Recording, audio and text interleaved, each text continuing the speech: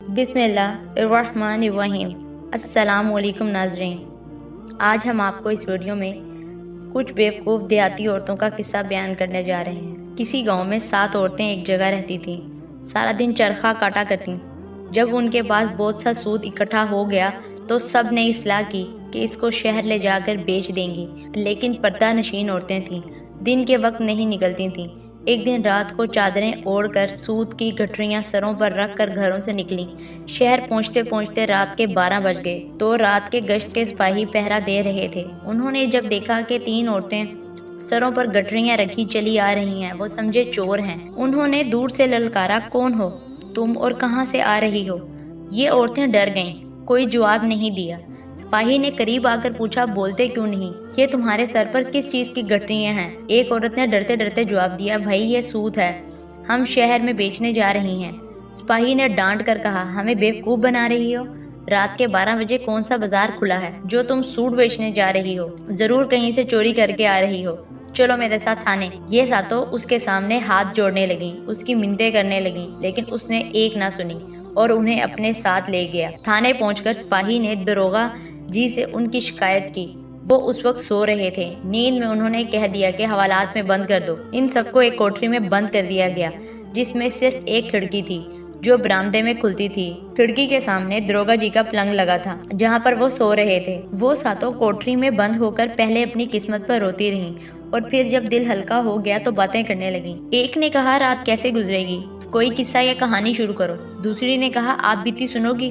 تو تیسری نے کہا، بہن آپ بیتی سناؤ۔ تو پہلی والی نے اپنی کہانی اس طرح سنانا شروع کی، میں ایک چپراسی کی بیوی تھی، گھر میں نہ کوئی ساس تھی نہ نند، دونوں میاں بیوی سکون سے رہ رہے تھے۔ میاں کے پاس جتنا پیسہ تھا اس کا انہوں نے مجھے سونا بنوا دیا تھا اور کہا تھا کہ اپنا زیور احتیاط سے رکھنا، نوکری کا کوئی بھروسہ نہیں، حاکم بہت بد مزاج ہے، ہمیشہ مجھ سے ناخوش رہتا ہے، اگر نوکری چلی گئی تو زیور بیچ کر دکان بناؤں گا۔ میں نے انہیں اطمینان دلایا کہ میں سارا زیور صندوق میں رکھتی ہوں اور صندوق کو تالا لگا کر چابی اپنے پاس رکھتی ہوں۔ میں سارا دن گھر میں بیزار ہو جاتی۔ میں نے شوہر سے کہہ کر ایک بکری لے لی، اس کا نام بدو رکھا۔ میں بکری سے اپنا دل بہلا لیتی۔ میاں ناشتہ کر کے دفتر چلے جاتے اور دوپہر کا کھانا کھانے گھر آتے۔ ایک دن میاں کو آنے میں دیر ہو گئی اور میں انتظار کرتے کرتے تھک گئی۔ مجھے بہت بھوک لگی تھی۔ میں ہمیشہ اپنے شوہر کو کھانا کھلاتی پھر خود کھاتی، لیکن اس دن میرے شوہر کو آنے میں بہت دیر ہو گئی۔ میں نے ایک ترکیب سوچی کہ بدو کے ذریعے کھانا اپنے شوہر کو بھجوا دیتی ہوں۔ میں نے بدو سے پوچھا، کیا تم کھانا لے جاؤ گی؟ اس نے گردن ہلا کر کہا، ہاں۔ میں نے خوشی خوشی اس کے بالوں میں چنبیلی کا تیل لگا کر اس کو کنگھی کی اور اپنا سارا زیور پہنا دیا۔ یقین مانو بہن، وہ بہت پیاری لگ رہی تھی۔ پھر میں نے ایک اجلے دسترخوان میں کھانا باندھا اور اس کے گردن پر لٹکا دیا۔ میں نے اس پر اپنا بھاری دوپٹہ اوڑھ دیا اور اسے دروازے سے باہر نکال دیا۔ پھر میں نے کھانا کھایا اور برتن دھوئے، پھر اپنے پلنگ پر لیٹی ہی تھی کہ میاں گھبرائے ہوئے آئے اور آتے ہی کہا، بی بی جلدی کھانا دے دو۔ میں ہنسنے لگی اور کہا کہ میرے ساتھ مذاق نہ کریں، کیا آپ کا کھانا آپ تک پہنچا نہیں؟ شوہر نے پوچھا، میرا کھانا کون لے کر گیا؟ میں نے کہا، اپنا ہی آدمی لے کر گیا ہے۔ شوہر نے تیز آواز میں پوچھا، اپنا آدمی؟ کون آدمی؟ اس نے کہا، تم بدو کو نہیں جانتے؟ شوہر نے کہا، تم نے اس جانور کو کھانا دے کر بھیجا ہے؟ میں نے کہا، کون سا جانور؟ میں نے اسے انسان بنا کر بھیجا ہے۔ شوہر نے کہا، وہ کیسے؟ اس نے کہا، میں نے اپنا سارا زیور پہنا کر اور اپنا دوپٹہ اڑا کر بھیجا تاکہ جب وہ تمہاری کچہری میں پہنچے تو تمہاری شان میں اضافہ ہو۔ شوہر نے جب یہ قصہ سنا تو سر پیٹ دیا اور فوراً گلی میں بھاگا۔ اس نے ہر ایک سے بدو کا پتہ پوچھا، جو بھی سنتا ہنس دیتا۔ آخر وہ کچہری تک پہنچ گیا لیکن بدو کا کچھ پتہ نہ چل سکا۔ اس نے گھر آ کر مجھے بازو سے پکڑ کر گھر سے باہر نکال دی کہ ایسی عورت کی میرے گھر میں کوئی جگہ نہیں ہے، بھلا تم ہی بتاؤ، یہ کوئی بات ہوئی؟ دوسری عورت نے کہا، بہن میرے میاں کافی پیسے والے تھے، وہ تجارت کرتے تھے، 6 مہینے گھر پر رہتے اور 6 مہینے باہر۔ میری شادی کو 1 مہینہ گزرا کہ میاں کو پردیس جانا پڑا۔ میری تنہائی کے ڈر سے اس نے میری ماں کو بلوا دیا۔ اس نے سارے سال کا سودا سلف گھر سے رکھوا دیا اور کچھ اوپر پیسے بھی دیے۔ اس کے علاوہ 20 روپے عید الفطر کے، 20 روپے شبراتی کے، 20 محرم کے، 20 بقرہ عید کے دے گئے۔ جب وہ چلے گئے میں نے اماں سے کہا کہ اماں، میاں جن جن کے پیسے دے گئے ہیں کیوں نہ انہیں آج ہی دے دوں؟ اماں نے کہا، کیوں نہیں بیٹا۔ میں گلی میں کھڑی ہو گئی۔ تھوڑی دیر بعد وہاں سے ایک آدمی گزرا۔ میں نے ان سے پوچھا، کیا تم شبراتی ہو؟ اس نے کہا، آپ کو شبراتی سے کیا کام ہے؟ میں نے کہا، میرے شوہر اس کے لیے پیسے دے گئے ہیں، وہی اسے دینے ہیں۔ اس نے کہا ہاں میں ہی شبراتی ہوں، وہ پیسے مجھے دے دو۔ میں نے اسے 20 روپے دے دیے۔ میں گلی میں کھڑی رہی۔ کچھ دیر بعد ایک آدمی نظر آیا۔ اس نے اس سے پوچھا کیا تم ایدو ہو؟ اس نے کہا ہاں، میں نے اسے 20 روپے دے دیے۔ اس طرح ایک اور آدمی آیا۔ میں نے اس سے پوچھا تم رمضان ہو؟ اس نے کہا ہاں، میں نے اسے بھی 20 روپے دے دیے۔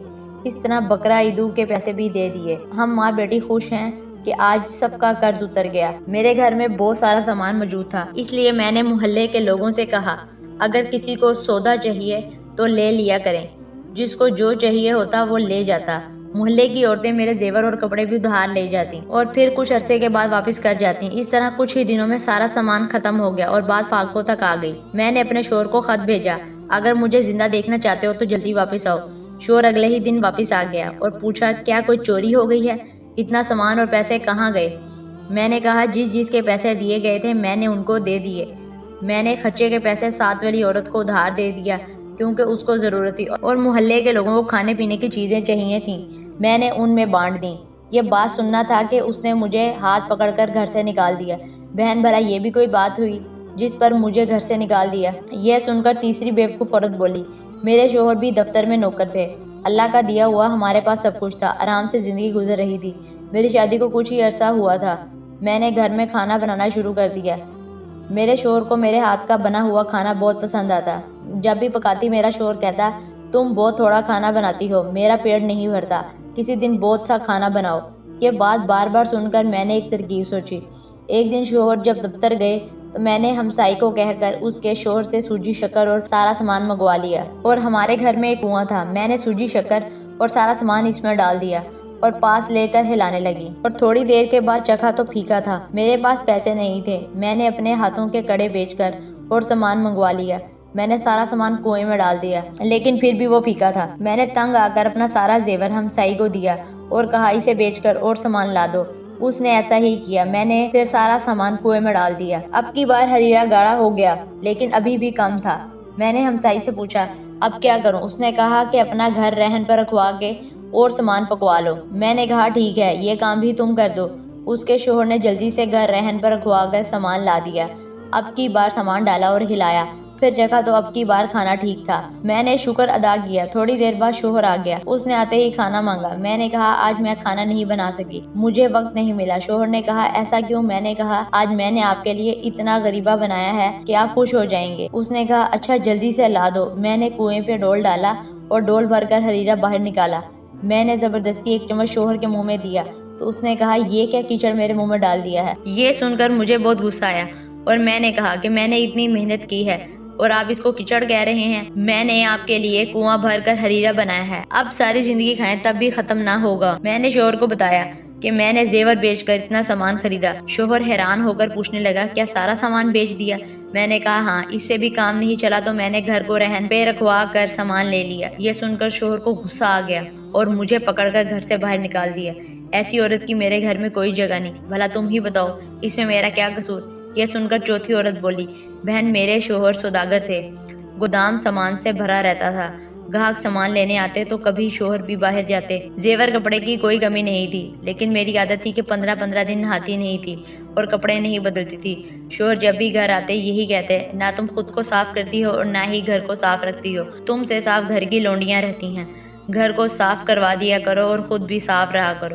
یہ سن کر میں حیران رہ گئی۔ ایک دفعہ شوہر کسی کام سے 2 دن کے لیے باہر گئے تو میں نے گودام کھول کر چونے کی بوریاں باہر نکلوائیں اور پانی میں گھول کر پورے گھر میں سفیدی کر دی۔ لونڈیوں نے منع کیا تو میں نے ان کو ڈانٹ دیا، پھر زعفران نکلوا کر گھر کی دیواروں پر اس کے پودے لگوا دیے۔ پھر میں نے ایک بالٹی میں بہت سارا عطر ملایا اور نہائی، اپنا سارا زیور پہنا اور تیار ہو کر بیٹھ گئی۔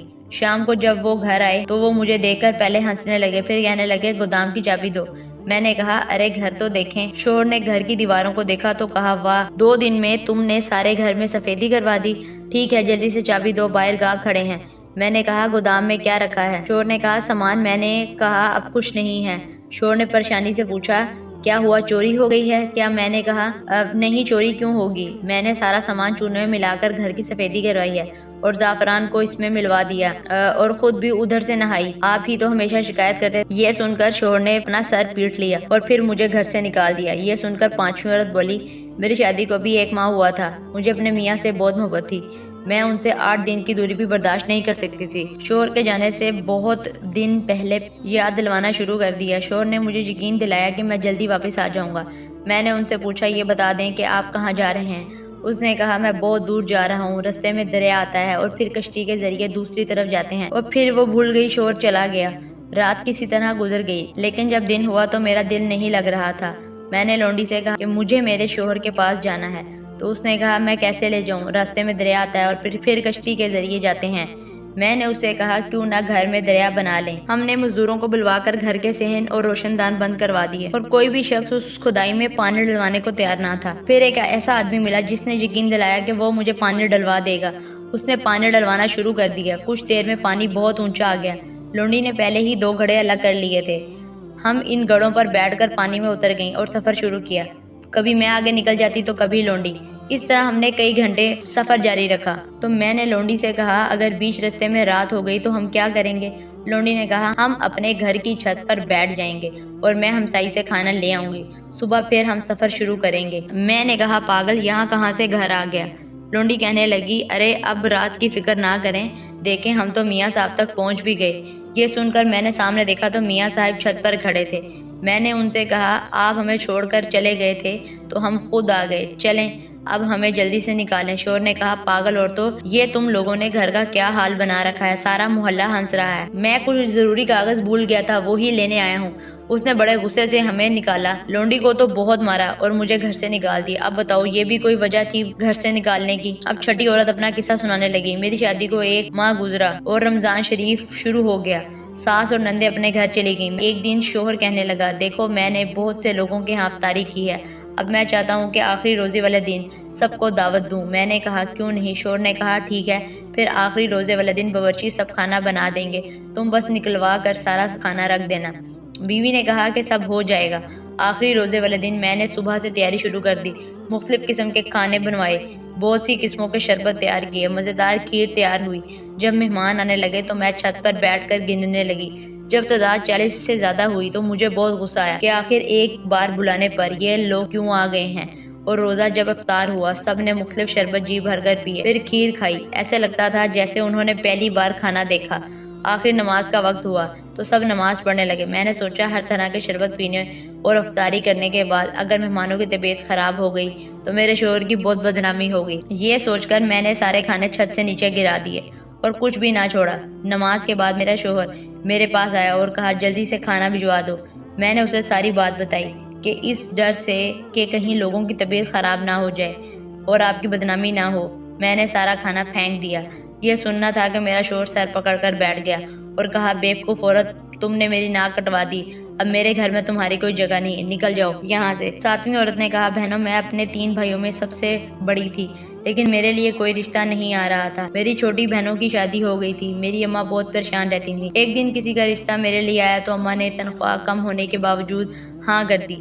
اماں نے بہت سا سامان مجھے دیا۔ پہلے تو سب ٹھیک تھا، لیکن مہینے بعد جب شوہر نے 50 روپے دے کر کہا اس سے گھر چلانا ہے تو میں بہت پریشان ہوئی۔ میں نے اماں کے گھر کبھی کم پیسوں پر گزارا نہیں کیا تھا۔ میں نے ایک ہمسائی کو دوست بنایا اور ہر ماہ ایک زیور بیچ کر گزارا کرتی۔ اس طرح 1 سال گزرا اور سارا زیور بک گیا۔ انہی دنوں اماں کی طبیعت خراب ہو گئی اور میں شوہر کو لے کر اماں کے پاس گئی۔ میں نے بہت کوشش کی لیکن اماں کی طبیعت ٹھیک نہ ہوئی اور اماں چل بسیں۔ بڑی ہونے کے ناطے اماں کی ساری تدفین اور رسومات میں کروں گی۔ شوہر نے کہا لیکن میرے پاس پیسے نہیں ہیں۔ میں نے کہا قرض لے لیں، لیکن اس نے کہا کہ اگر تم اپنی امی کی کوئی بھاری چیز اٹھا لو تو میں یہ کام کر سکتا ہوں۔ میں نے کہا ٹھیک ہے تم فکر نہ کرو۔ میں نے 2000 قرض لے لیا اور اس طرح شان و شوکت سے سارا کچھ ہو گیا۔